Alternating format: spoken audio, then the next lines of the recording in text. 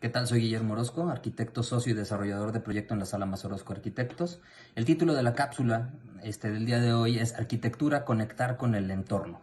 Me gustaría empezar con una frase de Eero Saarinen, que fue un arquitecto y diseñador de mobiliario muy importante. Él decía: diseña siempre una cosa considerándola en su contexto más grande. Una silla en una habitación en una casa en un entorno en un plan urbanístico. Las propuestas arquitectónicas deben por fuerza pertenecer al lugar donde se situarán y tratar de no desgraciar en demasía el paisaje donde van a ser puestas. Esto aplica para casas, edificios, desarrollos de playa, montaña o ciudad.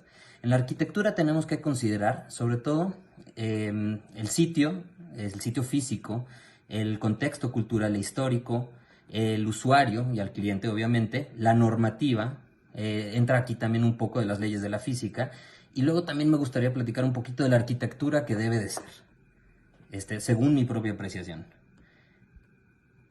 Em, del sitio físico, que es importante tomar en cuenta para poder asociar lo que estamos diseñando con el entorno y con el contexto más próximo. Tenemos que tomar en cuenta la topografía, la latitud y orientación para los asoleamientos y el confort, la vegetación que se encuentre ahí. Tenemos que saber cuáles son los vientos dominantes, el clima, cuáles son los materiales de la zona y conocer de alguna forma el contexto inmediato. Una visita al sitio es básica para poder saber qué es lo que vamos a plantear en ese lugar. Algo importantísimo también es el contexto cultural e histórico. No hay arquitectura que no pueda basarse si no es en el contexto cultural e histórico del sitio donde va a ser emplazada. Tomando palabras de Octavio Paz, podemos decir que la arquitectura es el testigo insobornable de la historia, porque no se puede hablar de un gran edificio sin reconocer en él el testigo de una época, su cultura, su sociedad o sus intenciones. Para esto, y tomando un poco como base estas palabras de Octavio Paz, tenemos que conocer cuáles son los materiales y las técnicas de construcción locales, costumbres de la gente en la zona, historia y referencias arquitectónicas. ¿A qué me refiero con esto? Si vamos a desarrollar un proyecto en Riviera Maya, por ejemplo, como lo hemos hecho en varias ocasiones ya, es necesario saber cómo vive la gente de Riviera Maya, ya sea en Tulum, en Playa del Carmen, en Cancún, en Cozumel o donde vaya a emplazarse. Tenemos que conocer la historia, tanto la historia prehispánica, que es tan importante y tan rica en este lugar, pero también la manera de vivir y de actuar de la gente y de la sociedad hoy mismo en esa zona. Por ejemplo, el tipo de comida, la música que escuchan, por qué se visten como se visten, todo responde a una necesidad o algún contexto histórico que debe ser tomado en cuenta para poder desarrollar un proyecto arquitectónico. Aunado a esto, hablando ya un poco del usuario, yo creo que solo puede considerarse integrar una propuesta arquitectónica que plantea sus soluciones con el ser humano como centro, la persona que le dará uso, ¿no? Esto tiene que estar alineado, por supuesto, a todas las variantes que vamos a estar comentando en esta cápsula, ¿no? ¿Qué puede ser importante? Las características, gustos y necesidades. Yo creo que por medio de preguntas o entrevistas muy cercanas con los clientes es la mejor manera de hacerlo, por medio de conversaciones y reuniones. Tenemos que también saber cuál va a ser y la proyección económica, ¿no? El que vaya a ser una buena inversión el proyecto en el que se va a estar trabajando. Tanto si es para un uso personal o temporal o definitivo, si es para venta o va a ser un edificio que se utilice como un centro de servicios, etcétera, etcétera. Siempre, por ejemplo, una residencia tenemos que tomar en cuenta, ya sea que las vacas sean o muy gordas o muy flacas, el dueño puede verse en la necesidad de venderlo. Entonces, tenemos que estarnos alineando un poco también bajo ciertos estándares comerciales. No todo puede ser en base a capricho y gusto del arquitecto, sino tenemos que estar fundamentando cada una de las decisiones que tomamos para dar una solución eficiente con lo que se va a invertir en cada uno de los proyectos, ¿no?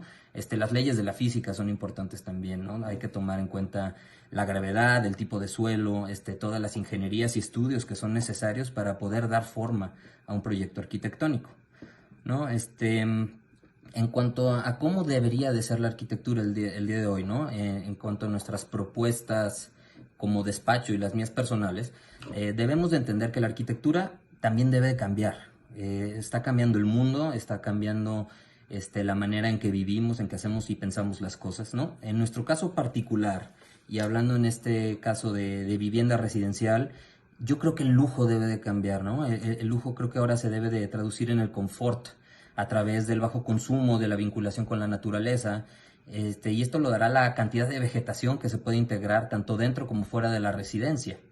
Eh, Buscar que las alturas interiores sean lo más generosas posibles, las fachadas semicubiertas por follajes o por materiales naturales, con sistemas constructivos sustentables, acabados naturales, hacer también una ardua selección de los materiales industriales a utilizar en la construcción de la casa y sus procesos, tratar que una vivienda siempre esté vinculada a la mayor cantidad de materiales de la zona, buscando no tanto materiales nuevos e industrializados, sino utilizando los existentes en el contexto inmediato de la manera más natural posible, ¿no? Esto nos va a ayudar en términos económicos y en términos también de anclar un proyecto a la zona en la que va a ser plantado, ¿no? Una de las tareas más importantes del arquitecto, de hecho, es precisamente humanizar la naturaleza mecánica de los materiales, entender cómo funciona cada uno de estos materiales que tenemos a la mano y utilizarlo de la mejor manera posible, ¿no? La luz es muy importante, ¿no? Es uno de los materiales más importantes para la arquitectura, que casi no lo tomamos en cuenta porque está todos los días y es de lo más común que podemos tener, ¿no? Bien dice Alberto Campo Baeza que la luz no es algo vago y difuso, ¿no? Que pueda darse por sentado por el mero hecho de que está siempre ahí. El sol no sale en vano cada día. Tenemos que aprovechar los elementos que se nos dan en el entorno e integrarlos para mejorar la calidad de vida siempre. No, ninguno de estos es un concepto nuevo, ¿no? De hecho son bastante viejos, pero evidentemente necesarios. Yo creo que la clave hoy en día va a ser en el lenguaje arquitectónico, en no ignorar la tecnología, porque tenemos gran cantidad de tecnología hoy en día que podemos estar integrando a nuestros proyectos, ya sea en el proceso de elaboración o ya en la obra misma. La nostalgia creo que va a ser importante, eso nos ancla a la memoria y a los gustos que traemos ya desde chicos. Entonces el ignorar la nostalgia también sería un poco negar la naturaleza propia del ser humano, ¿no? Y la naturaleza del entorno, ¿no? Hay que ser bastante rigurosos, hay que tener mucho orden y hay que hacer un verdadero compromiso para que nuestros proyectos puedan estar verdaderamente integrados y contextualizados en su ambiente. Muchísimas gracias, buenas tardes.